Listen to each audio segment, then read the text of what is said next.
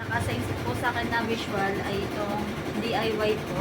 Ang effective na display po is acrylic keychain and foldable fan po.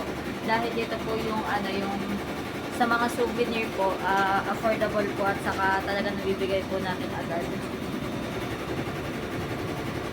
Kulang po ay wala. Ang recommendation ko po dito ay wala. Ako sa Genicel, ang nakasign po sa akin na visual ay itong Give Ideas po.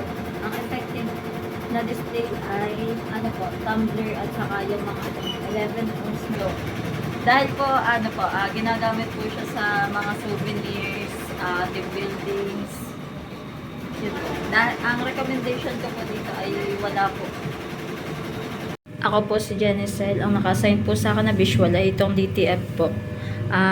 Ang effective po dito na display ay ito pong t-shirt po na with print at saka po payong. Dahil po sa t-shirt po, madami po nagpapagawa at nagpapatatak. Saka sa payong po, lalo na po ngayong maulan at saka paiba-iba din po talaga yung panahon. Kaya marami rin pong nag-a-avail ng payong po kahit po doon sa mga pang souvenirs. Ang recommendation ko po dito is palit na rin po ng design kasi medyo matagal na rin po itong display po na ito. Thank you po. Ako po si Genicel. Ang naka-assign po sa akin na visual ay ito pong glass tower. Effective na display po dito ay yung ball pen po saka mga notebooks.